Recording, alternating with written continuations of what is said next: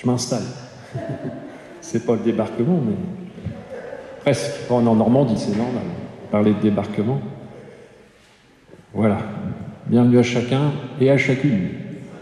Soyez les bienvenus dans ce lieu où nous louons, nous adorons le Seigneur.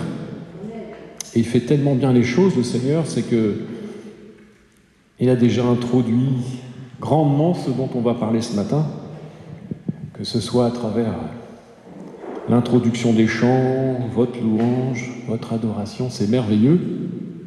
Quand je vais vous donner le sujet, vous allez comprendre. C'est vrai que nous allons aujourd'hui voir ensemble l'une des caractéristiques de l'Église et donc par extension des uns et des autres, des chrétiens que nous sommes. Alors c'est pas forcément celle qui est mise la plus en avant, cependant elle demeure indispensable.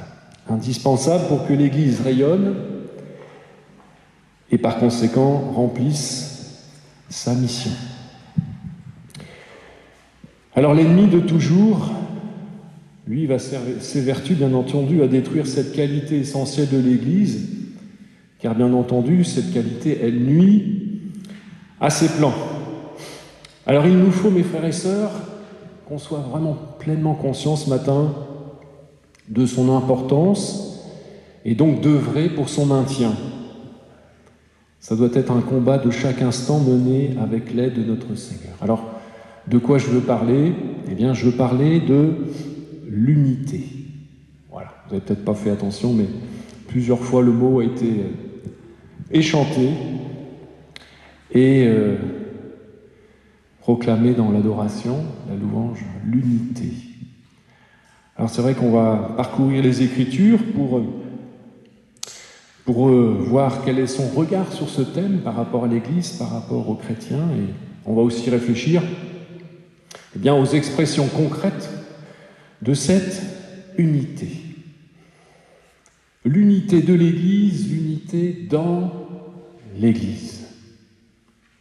Pour rappel, l'unité, c'est l'état de ce qui est un. Simple, l'état de ce qui est un. Il est intéressant, et c'est ce qu'on va faire, je dirais même surprenant de voir à travers les définitions toutes simples du dictionnaire combien l'Église en est la parfaite illustration. Oui, l'Église est la parfaite illustration de ce qu'est l'unité, de la définition de l'unité.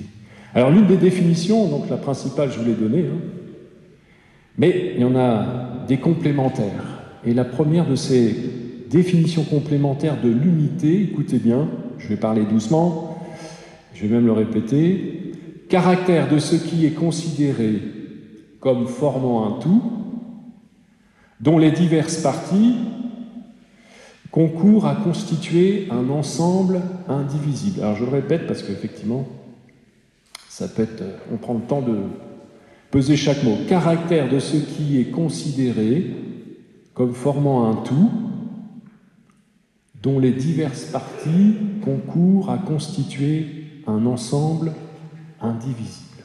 Alors vous gardez dans un petit coin de votre tête ce que l'on vient de lire, de partager sur cette définition, et maintenant on va prendre la parole dans Romains 12, verset 5. Ça sera d'ailleurs le verset clé de ce partage sur l'unité. Romains 12, verset 5. Et vous allez voir que le parallèle entre la définition de unité, cette définition du dico, et ce qu'on va lire est tout à fait frappante, et je dirais logique dans l'esprit de notre Seigneur. Romains 12, verset 5. Alors moi je lis en version Summer, et puis tout à l'heure je lirai aussi en français courant, mais à chaque fois je vous l'indiquerai. Romains 12, verset 5. Qu'est-ce qu'on peut lire ?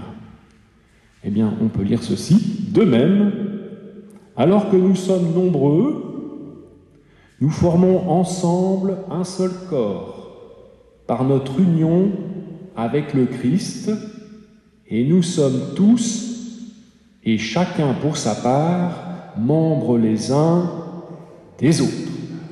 D'accord ? Déjà, on voit quelques similitude avec la définition précédente, médicaux, et on va appuyer par 1 Corinthiens 12, 1 Corinthiens 12, donc je suis toujours dans la version Sommer, 1 Corinthiens 12, et on va lire du verset 12 à 20. Est-ce que vous entendez bien quand je parle? C'est pas le micro trop... Voilà, parfait. Donc, verset 12, à partir du verset 12. Le corps humain forme un tout, et pourtant il a beaucoup d'organes. Et tous ces organes, dans leur multiplicité, ne constituent qu'un seul corps. Il en va de même pour ceux qui sont unis au Christ. En effet, nous avons tous été baptisés par un seul et même esprit pour former un seul corps, que nous soyons juifs ou non-juifs, esclaves ou hommes libres. C'est de ce seul et même esprit que nous avons tout reçu à boire. Un corps n'est pas composé d'un membre ou d'un organe unique, mais de plusieurs. Si le pied disait « Puisque je ne suis pas une main, je ne fais pas partie du corps », n'en ferait-il pas partie pour autant? Et si l'oreille se mettait à dire « Puisque je ne suis pas un œil, je ne fais pas partie du corps », cesserait-elle d'en faire partie pour autant? Si tout le corps était un œil, comment ce corps entendrait-il? Et si tout le corps se réduisait à une oreille, où serait l'odorat? Dieu a disposé chaque organe dans le corps, chacun avec sa particularité, comme il l'a trouvé bon. Car s'il n'y avait en tout et pour tout qu'un seul organe, serait-ce un corps? En fait, les organes sont nombreux, mais ils forment ensemble un seul corps. Amen. On a ici l'image typique, alors l'image qu'on dit typique paulienne, donc l'image de Paul, tout simplement, du corps, pour imager, parler de cette unité. C'est la notion d'unicité du peuple de Dieu. Chacun a sa fonction. Et chacun concourt à la réussite de l'ensemble. Il n'y a pas d'exclus, mes frères et sœurs. On a tous un rôle à jouer. Et ce rôle a son importance, quel qu'il soit. Qu'on soit le petit orteil, qu'on soit l'oreille, on a tous un rôle. Et Dieu compte sur vous. Ce qui fait que cela fonctionne, c'est que c'est Jésus-Christ qui en est la tête. C'est-à-dire que chaque partie du corps est au service de la tête et non d'elle-même.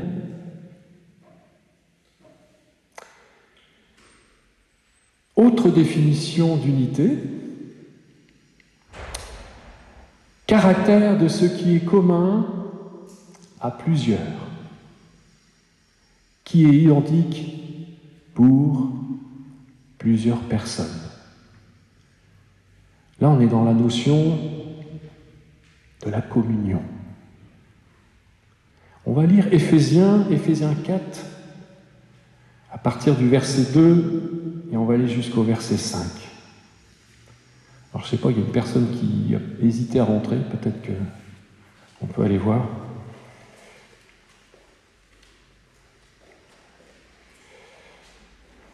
La maison est ouverte, la bergerie est ouverte pour tout le monde, hein. Qu'il soit le bienvenu parmi nous. Éphésiens, chapitre 4. Soyez toujours humbles, aimables et patients. Supportez-vous les uns les autres avec amour. Efforcez-vous de conserver l'unité que donne l'Esprit dans la paix qui vous lie les uns aux autres.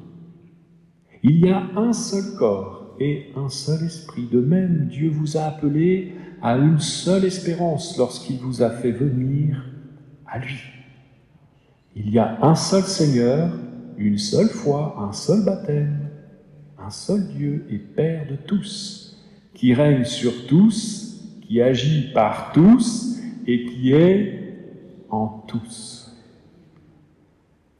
Caractère de ce qui est commun à plusieurs, qui est identique pour plusieurs personnes.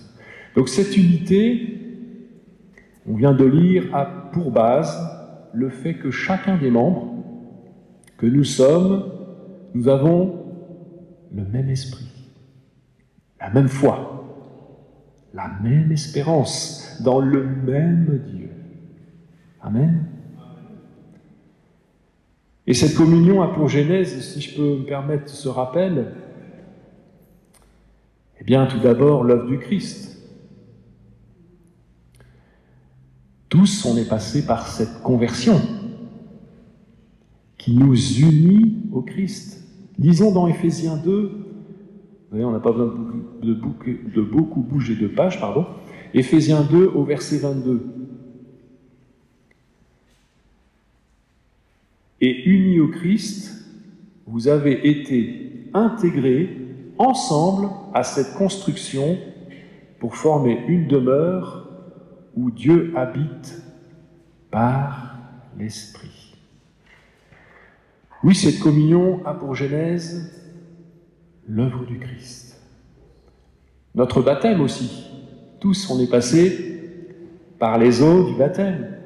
Tous, on a pris notre engagement envers Dieu aux yeux de tous en prenant ce baptême. On l'a lu dans Éphésiens 4-5. Cette communion a pour genèse aussi l'amour de Dieu, forcément. Ça, on va le lire dans 1 Jean chapitre 5, verset 1. 1 Jean chapitre 5, verset 1. L'amour de Dieu. On forme cette famille unie. 1 Jean chapitre 5, verset 1. Celui qui croit que Jésus est le Christ est né de Dieu.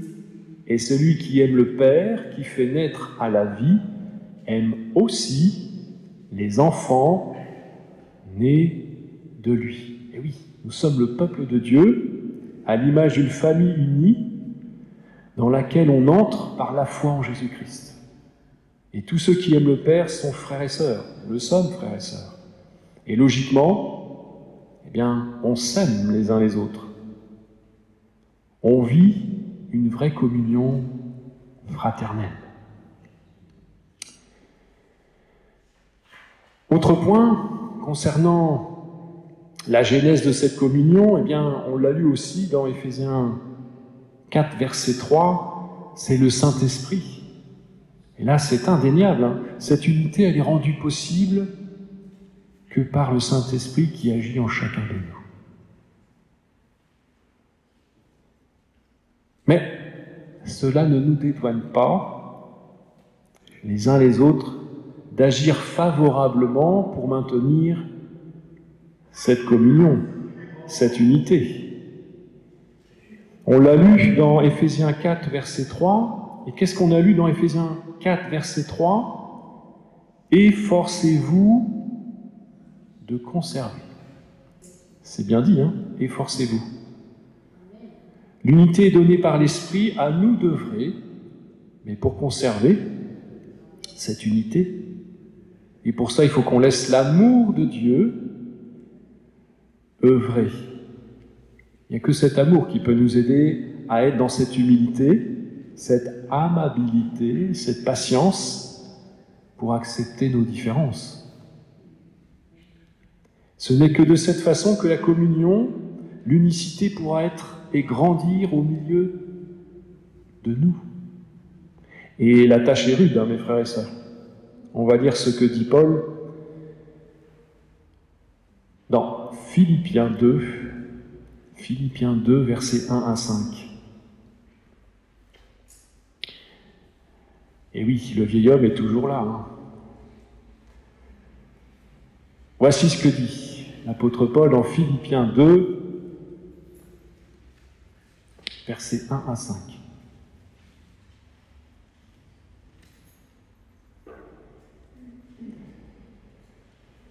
Philippiens 2, versets 1 à 5.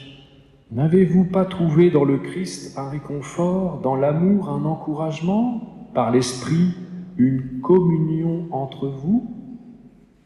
N'avez-vous pas de l'affection et de la bonté les uns pour les autres? Rendez donc ma joie complète. Tendez à vivre en accord les uns avec les autres. Et pour cela, ayez le même amour, une même pensée, et tendez au même but. Ne faites donc rien par esprit de rivalité ou par un vain désir de vous mettre en avant.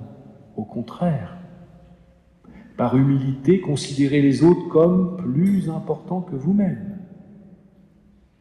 Et que chacun regarde non ses propres qualités, mais celles des autres.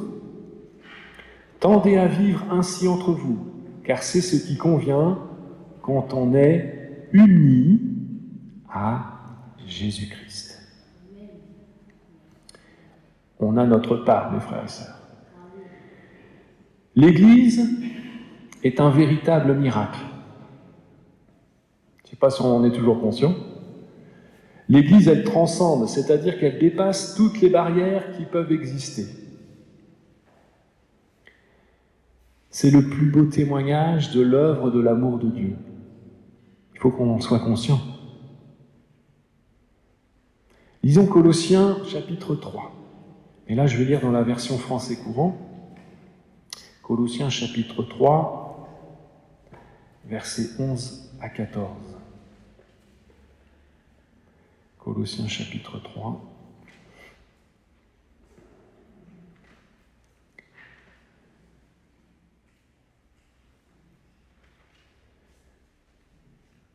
Versets 11 à 14.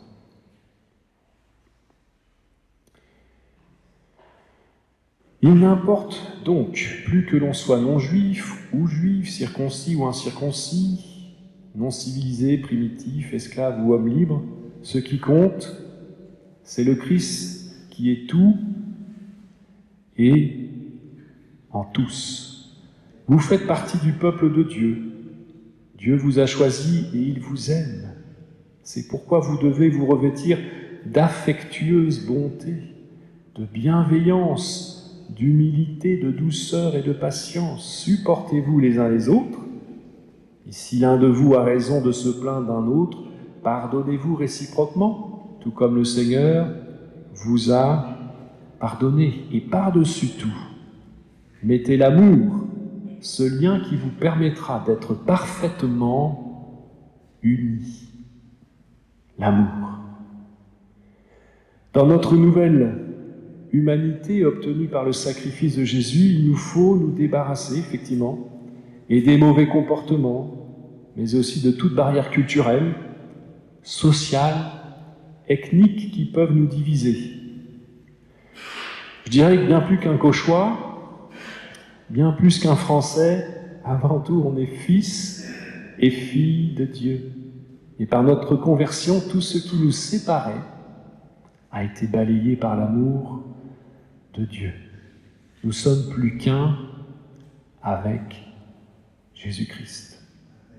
Et quand on considère l'Église dans son ensemble, quel mélange, quelle pluralité, mes frères et sœurs, d'individus. Et tout cela a été voulu par Dieu. Et je le répète, on est véritablement un témoignage pour le monde entier. Parce que oui, c'est l'unité, bon voilà, on pourrait dire, bon, c'est gentil Luc de tout ce que tu dis, c'est une théorie biblique, c'est beau, ça peut être même considéré comme une vue d'esprit, mais non. Ça doit être la réalité, c'est la réalité dans la vie de l'Église et dans la vie de chacun.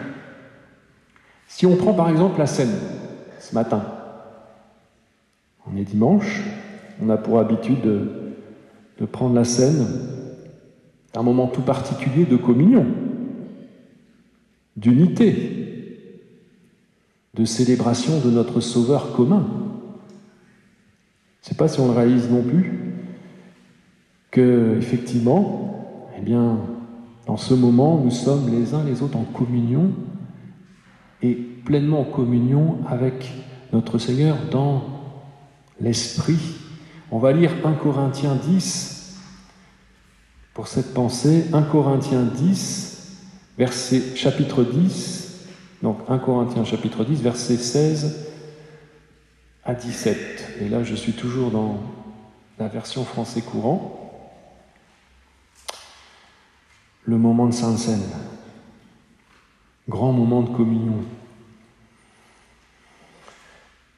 1 Corinthiens chapitre 10, versets 16 à 17. Pensez à la coupe de la Seine, pour laquelle nous remercions Dieu. Lorsque nous en buvons, ne nous met-elle pas en communion avec le sang du Christ? Et le pain que nous rompons, lorsque nous en mangeons, ne nous met-il pas en communion avec le corps du Christ? Il y a un seul pain. Aussi, bien que nous soyons nombreux, nous formons un seul corps, car nous avons tous part au même pain. Parfois, on a un peu le caprice de l'enfant gâté. Mais je ne sais pas pour vous, mais rappelez-vous de la période du confinement. Quelle frustration de ne pas être ensemble dans cette communion et de partager simplement ce pain et ce vin pour nous rappeler ensemble de l'œuvre de notre Seigneur. Alors c'est vrai que c'est aussi une invitation de participer chaque dimanche à ce moment de communion, d'entendre son frère.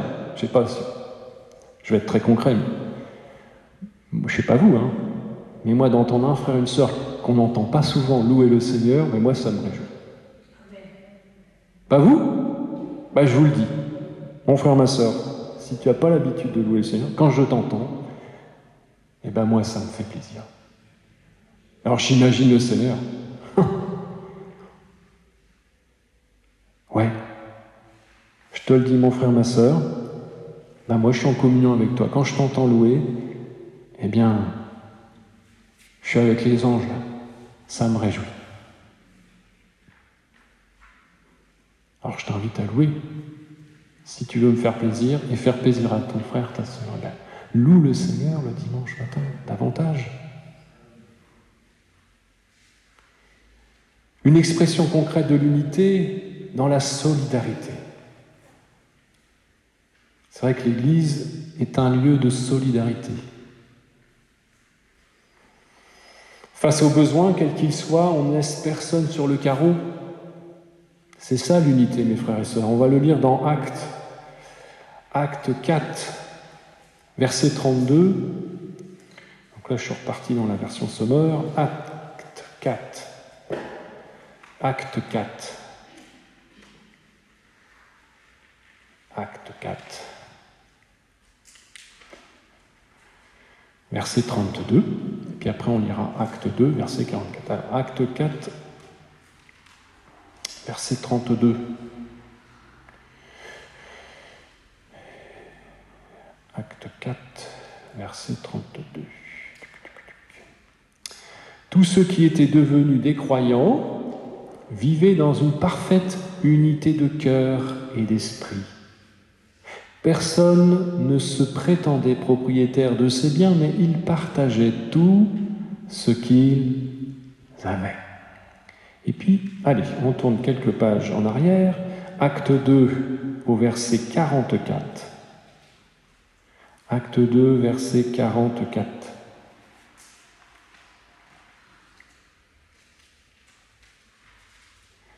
Tous les croyants vivaient unis entre eux et partageaient tout ce qu'ils possédaient.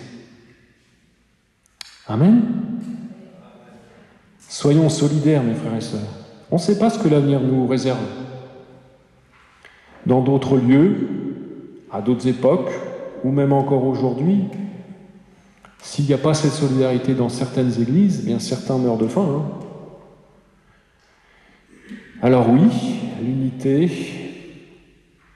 ça se traduit non seulement par ces moments de communion ensemble, mais par la solidarité.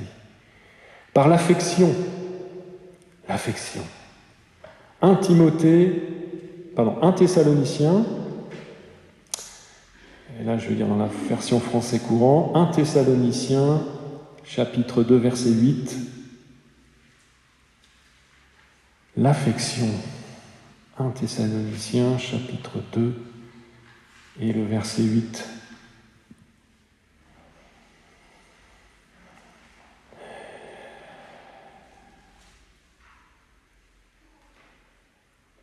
Paul qui parle, il y met tout son cœur. Nous avions une telle affection pour vous que nous étions prêts à vous donner non seulement la bonne nouvelle de Dieu, mais encore notre propre vie. Ça, on l'a abordé la dernière fois. Je ne sais pas si vous vous rappelez quand on a parlé de comment aimer Dieu, donc c'est d'aimer son prochain. Et effectivement, on avait déjà, dans ce prochain, il y avait les frères et sœurs, et on avait déjà abordé cette notion de donner sa vie pour ses frères et ses sœurs. C'est fort, hein ? Avec toute la grâce de Dieu. Que Dieu nous aide à être dans cette démarche d'aimer, d'affectionner nos frères, nos sœurs. L'unité, concrètement, c'est aussi de veiller les uns sur les autres. Ça, on le lit dans Hébreux 10, Hébreux chapitre 10. Hébreux chapitre 10, versets 24 et 25.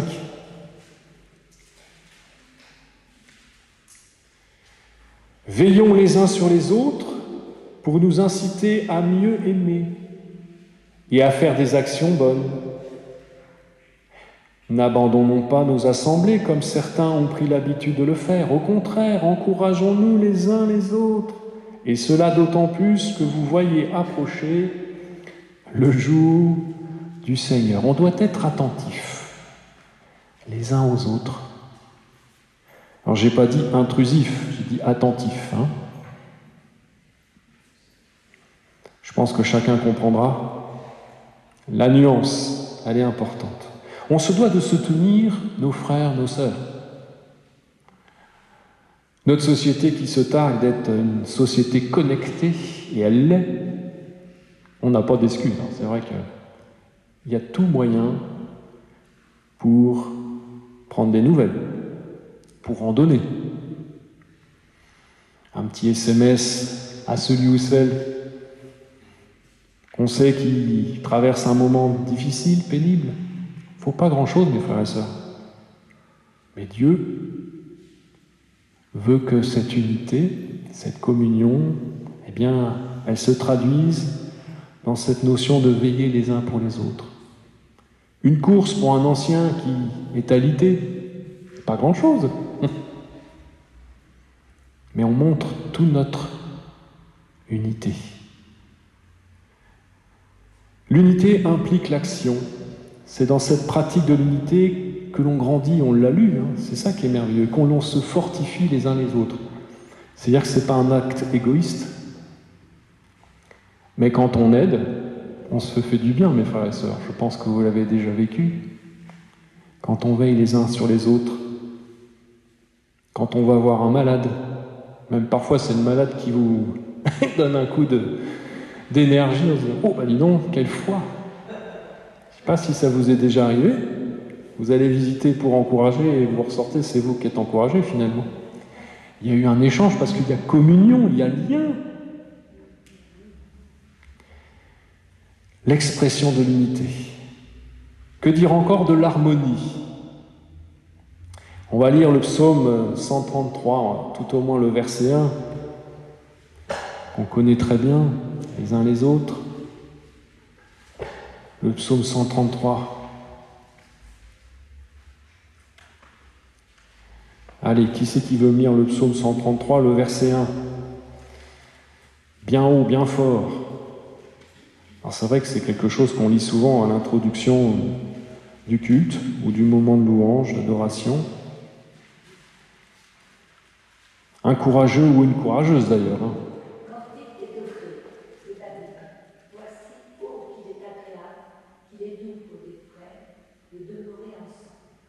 Amen. On ne peut dire qu'Amen. Alors j'espère que c'est le cas pour vous, mes frères et sœurs. Ce n'est pas une sinécure de venir à l'église, de retrouver vos frères. Ou si c'est le cas, c'est peut-être qu'il y a un petit souci relationnel, je ne sais pas, avec un frère, une sœur. Mais il faut crever l'abcès, hein. Parce que l'unité, c'est ça aussi, c'est de se dire les choses, mais pas de laisser pourrir les choses. Si tu es pas bien, c'est qu'il y a un problème quelque part, relationnel peut-être, mais va voir ton frère, ta sœur. Et dans l'amour, de se dire les choses, tout simplement. On va compléter cette lecture sur l'harmonie par 1 Pierre, chapitre 3. 1 Pierre, chapitre 3. On va finir sur les expressions, il y en a beaucoup d'autres forcément de l'unité, mais on ne peut pas non plus s'étendre trop, le temps passe. Mais je finis par ce que nous dit Pierre. C'est pas une formule magique, hein, ce qu'il va nous dire, mais on a à retenir, je pense, quelque chose. 1 Pierre 3, versets 8 à 12. Toujours dans cette notion de la traduction pleine et entière de l'unité, de la communion, à travers l'harmonie. Qu'est-ce qu'on peut lire? Alors, le titre, c'est faire le bien. Enfin, visez tous le même but. Partagez vos peines. Aimez-vous comme des frères et des sœurs. Soyez bons, soyez humbles. Ne rendez pas le mal pour le mal, ni l'injure pour l'injure. Répondez au contraire par la bénédiction, car c'est à cela que vous avez été appelés, afin de recevoir vous-même la bénédiction. Car celui qui veut aimer la vie et voir des jours heureux doit veiller sur sa langue pour ne faire aucun mal par ses paroles et pour qu'aucun propos menteur ne passe sur ses lèvres. Qu'il fuit ce qui est mal et fasse le bien, qu'il recherche la paix avec ténacité. Car les yeux du Seigneur se tournent vers les justes, il tend l'oreille à leur prière. Mais le Seigneur s'oppose à ceux qui font le mal. Oui, l'harmonie doit régner dans l'Église. Et là, effectivement, Pierre, concrètement, nous donne plusieurs points pour que cette unité soit une réussite. Alors on l'a lu, la première c'est de viser le même but. D'après vous, c'est quoi ce but que l'on tous on doit avoir? Faire connaître le Christ au plus grand nombre. Est-ce qu'on a ce but? Est-ce que l'Église de Fécamp a ce but? Je laisse chacun répondre. Mais pour que cette harmonie, cette unité, cette communion soit une réalité pleine et entière, il faut qu'on ait le même but. Il faut partager nos peines. Il faut s'aimer. Être bon. Être humble. Et celle-là, je l'aime bien. J'aime les autres aussi, mais je l'ai traduit par être des distributeurs de bénédictions. Beau programme. Je ne sais pas vous, mais enfin, de faire du bien autour de soi, c'est un beau programme. Et c'est d'autant plus un beau programme parce qu'on l'a lu, et je vais le répéter, ne rendez pas le mal pour le mal, ni l'injure pour l'injure. Répondez au contraire par la bénédiction, car c'est à cela que vous avez été appelés, afin de recevoir vous-même la bénédiction. Donc si nous bénissons, nous serons bénis. Mais je vais quand même aller jusqu'au bout de ce passage, parce que le point de départ, il n'était pas forcément évident, hein. Je vais le relire. Ne rendez pas le mal pour le mal, ni l'injure pour l'injure. C'est-à-dire que si on nous fait du mal, il faut qu'on bénisse. Pas toujours évident. Mais comme je l'ai dit, il nous faut œuvrer. L'Esprit nous a donné l'unité. À nous de la conserver, d'œuvrer. L'unité, on l'aura bien saisi, est une facette incontournable de l'Église du chrétien, une marque qui doit se voir par tous. Un véritable miracle aux yeux de notre monde perdu, un témoignage de l'œuvre de Dieu. Bien entendu, et ça je l'ai dit dans l'introduction, ça ne plaît pas à l'ennemi de nos âmes, qui lui met tout en œuvre pour détruire, anéantir cette unité. Soyons sur la brèche, frères et sœurs, ne laissons rien passer. Je deviens un petit peu vieux, je me répète, et je le dis souvent, mais je vais encore le dire ce matin, c'est un combat à mort. Excusez l'expression, mais Satan veut notre peau. Hein.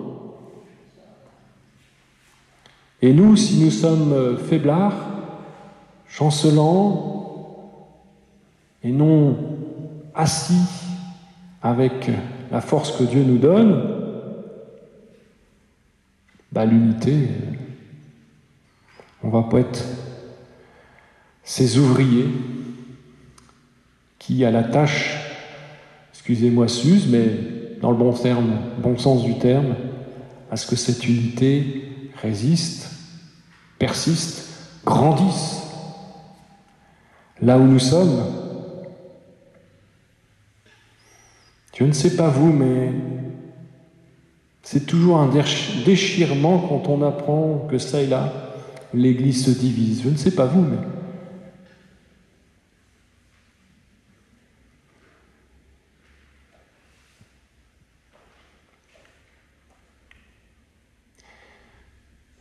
il faut que ce soit un sujet de prière, mes frères et sœurs. Véritablement. L'unité. Que ce soit un sujet dans nos moments de prière. L'Église est attaquée quotidiennement, constamment. Nous avons le plus fort avec nous. Amen. Mais nous avons notre part. Alors, prions. Prenons cet engagement. Seigneur, je prie pour l'unité de l'Église où je suis, mais de l'unité dans le monde. Parce que l'ennemi n'a pas à gagner, c'est toi, Seigneur. Les sujets de division, ils sont nombreux. Et quand on s'attarde à essayer de comprendre ces divisions, certaines raisons reviennent souvent. Et ce n'est pas faute d'avoir été prévenu, la Bible nous a laissé des avertissements. Certaines divisions semblent justifiées, et je vais m'en expliquer. D'autres. En tout état de cause, nous sommes appelés ce matin encore à être vigilants et on est tous concernés. Scrutons quelques raisons de ces divisions. L'ambition personnelle. On va lire dans Marc, au chapitre 9, Marc, chapitre 9, versets 34 et 35, passage qu'on connaît bien. Marc, chapitre 9. Rappelez-vous, nos braves disciples. Mais je leur jette pas la pierre. Hein. Loin de là, c'est pas le... Marc 9, versets 34-35. Mais ils se taisaient, car durant le trajet, ils avaient discuté pour savoir lequel d'entre eux était le plus grand. Jésus s'assit, appela les 12, et leur dit, si quelqu'un désire être le premier, qu'il se fasse le dernier de tous et le serviteur de tous. L'orgueil. Même nos braves disciples en étaient affublés. L'orgueil, c'est dans la nature humaine. lequel était le plus grand? Alors on connaît la réponse, on vient de la lire, la réponse de Jésus, lui le Seigneur qui s'est fait serviteur. Alors, le serviteur n'est pas plus que le maître, hein. Donc on est tous appelés à faire comme le maître, à devenir des serviteurs. Même certaines traductions parlent de esclaves. C'est fort, hein? Les uns des autres. Alors attention à l'ambition personnelle, à notre orgueil, qui peut nous éloigner de cette unité. Que dire encore des tensions ethniques? Déjà, à l'Église naissante, on va le lire dans Acte 6, verset 1. Acte 6, verset 1.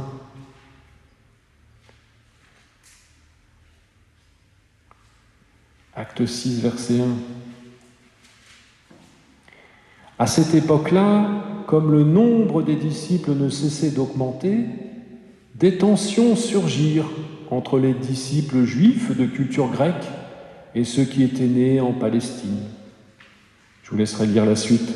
Mais effectivement, de par nos cultures différentes, on peut vite arriver à mal se comprendre. Sur des sujets aussi futiles que la nourriture, l'habillement, le comportement. Animés par l'amour de Dieu, frères et sœurs, faisons preuve de bienveillance et d'ouverture d'esprit. Sachons être curieux pour comprendre, à s'informer. Restons pas... Eh oui, des frères et sœurs peuvent venir d'autres cultures, ils ont une manière de parler ou d'être qui pour eux sont leurs normes, pas forcément la nôtre, mais c'est pas pour autant qu'ils n'aiment pas Dieu ou qu'ils nous sont désagréables. Sachons être curieux, de comprendre. Et n'hésitons pas à tourner cette fois notre langue dans notre bouche. Réfléchissons parfois avant de parler ou de réagir, parce qu'on casse, on fait mal par rapport à un frère, une sœur, qui lui ne comprendrait pas pourquoi on réagit comme ça, puisque lui c'est sa norme. Faisons attention à nos réactions de ce point de vue. Autre raison de division, les divergences d'opinion. Alors là, forcément, j'exclus, bien entendu, tous les dogmes du christianisme, les vérités fondamentales, parce que ça, c'est pas discutable, forcément. Là, je parle de tout autre sujet pour lesquels on a tous une opinion, et heureusement, on a le droit d'avoir une opinion qui sont parfois différentes. Eh oui, c'est normal. Malgré tout, l'unité doit être prépondérante à nos opinions.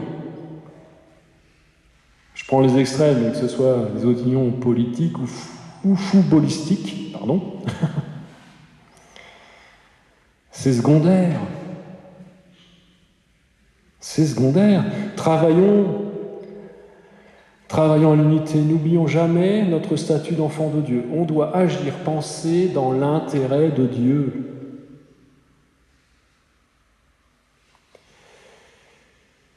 Autre raison, l'attachement aux hommes. Et là, on va prendre 1 Corinthiens, et là, je suis en version français courant, 1 Corinthiens, chapitre 1. 1 Corinthiens, chapitre 1.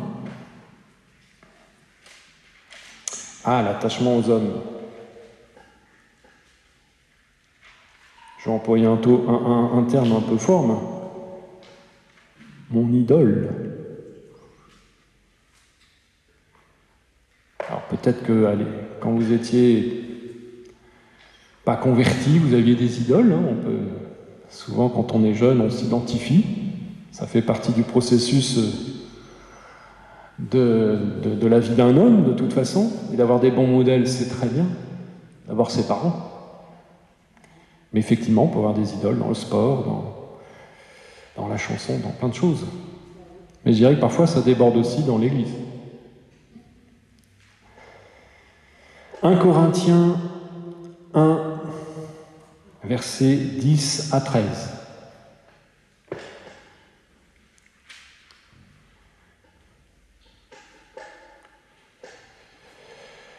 Frères,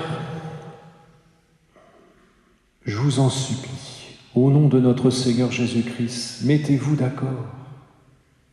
Qu'il n'y ait pas de division parmi vous, soyez parfaitement unis en ayant la même façon de penser, les mêmes convictions. En effet, mes frères, des personnes de la famille de Chloé m'ont informé qu'il y a des rivalités entre vous. Voici ce que je veux dire.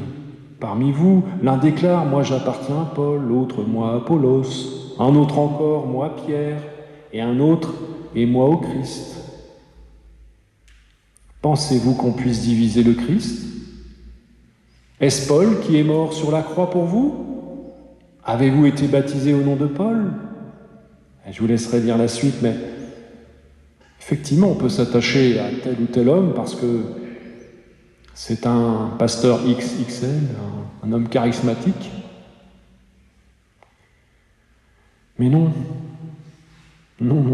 parce que ça peut pousser forcément à nous diviser. Et Paul nous le rappelle, s'il en est besoin, que l'on doit s'attacher avant tout à Christ. Et si ce super pasteur ou cet homme charismatique est dans le plan de Dieu, vous voyez, il ne fera rien pour que les gens l'adulent de toute façon. Ça doit être un signe. Si cette personne parle plus de lui que de son sauveur, ça sent pas bon, excusez-moi. Mais c'est plus un gourou qu'un serviteur de Dieu. Je referme la parenthèse. Que dire encore des disputes, des jalousies ? Je finirai par cette pensée bien triste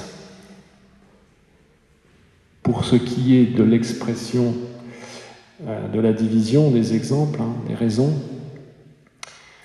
Mais il est vrai que parfois la division semble inévitable. Dès lors que des doctrines hérétiques prennent la place des Écritures, on ne peut pas. On ne peut pas faire cohabiter le mal et le bien. Donc à un moment donné, il y a une séparation. Et donc l'unité ne peut plus être. Et là, je fais une petite parenthèse, mais chacun doit être au clair avec les vérités fondamentales des Écritures pour ne pas se laisser entraîner justement à suivre, comme dit la Bible, tout vent de doctrine. Il faut qu'on soit, mes frères et sœurs, des hommes et des femmes de la parole, pleinement assis sur les vérités, pour ne pas se laisser emporter par, justement, un super pasteur ou tout simplement un gourou, ou je ne sais, ou un frère, une sœur qui a mal compris et qui, ayant une mauvaise interprétation, vous emmène sur de mauvais chemins. C'est Colossiens 2, verset 8. Colossiens 2, verset 8, qui nous parle de ça.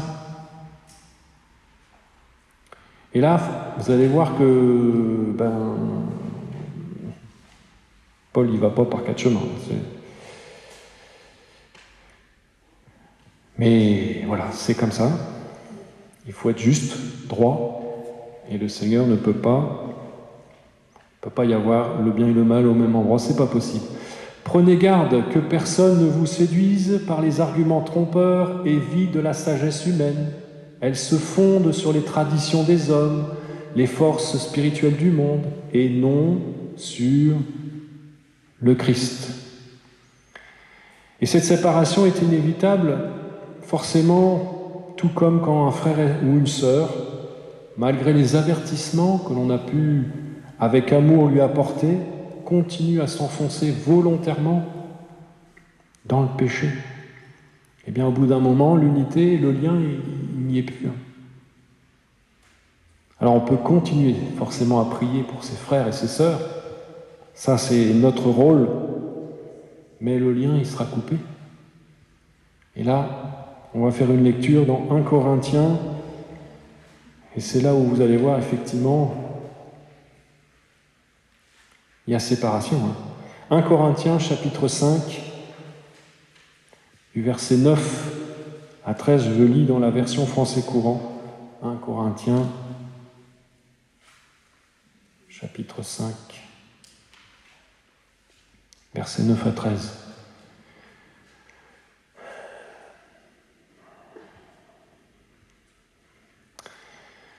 Dans ma précédente lettre, je vous ai écrit de ne pas avoir de contact avec ceux qui vivent dans l'immoralité. Je ne visais pas d'une façon générale tous ceux qui sont dans ce monde immoraux, envieux, voleurs ou adorateurs d'idoles. Sinon, vous devriez sortir du monde. Je voulais vous dire de ne pas avoir de contact avec quelqu'un qui, tout en se donnant le nom de chrétien, serait immoral, envieux, adorateur d'idoles, calomniateur, ivrogne ou voleur. Vous ne devez pas même partager un repas avec un tel homme. Ce n'est pas mon affaire, en effet, de juger les non-chrétiens. Dieu les jugera, mais ne devriez-vous pas juger les membres de votre communauté? Il est écrit en effet, chassez le méchant du milieu de vous. C'est clair.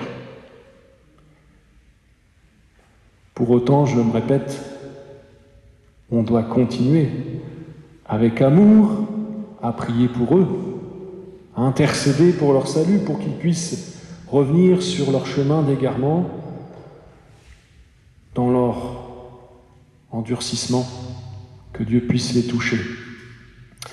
Unicité, communion sont des synonymes d'unité que l'Église image parfaitement.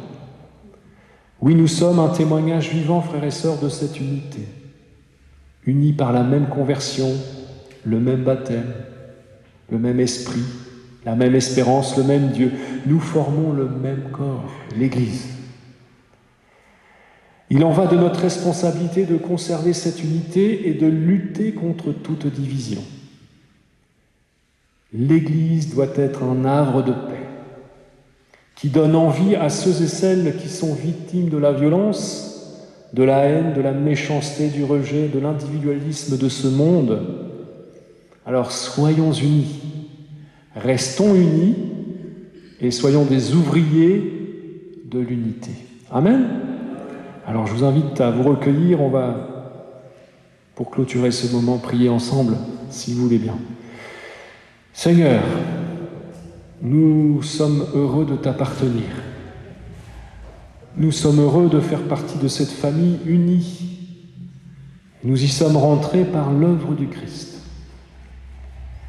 Oh oui, Seigneur, nous partageons tant de choses, que ce soit, oui, cette conversion, ce baptême, l'amour du Père, l'œuvre du Saint-Esprit dans nos vies qui nous fortifie dans cette unité, mais c'est vrai, Seigneur, nous avons notre part.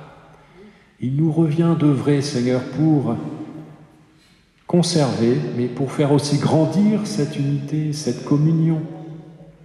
Oh oui, Seigneur, merci pour ce rappel.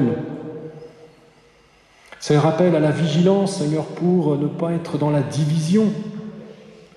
Oh, nous voulons, Seigneur, nous engager ce matin aussi à prier, Seigneur, journellement pour que cette unité, Seigneur, soit une réalité et qu'elle grandisse et que l'Église soit ce témoignage, cette réalité auprès de ce monde qui est perdu dans tant de violence, tant de haine. Que ce monde soit attiré, que nous puissions être ce phare qui attire, Seigneur, ces hommes et ces femmes perdus, qui ne savent où aller, Seigneur, qu'ils puissent être attirés, Seigneur. Mais pour qu'il le soit, il faut que ce soit une réalité dans l'Église, Seigneur. Alors nous voulons nous remettre encore à toute ta grâce et continuer le chemin, Seigneur, et être ces ouvriers de l'unité. Que ton nom soit loué, Seigneur, pour ce que tu fais dans la vie de mes frères, de mes sœurs, dans l'Église. Et nous voulons, Seigneur, encore te dire merci, parce que nous sommes tes enfants, et tu prends soin de nous. Et tu nous as donné ta parole pour nous aider, nous aiguiller, nous fortifier, nous reprendre, mais Seigneur, toujours par amour. Alors que ton nom soit loué. Amen.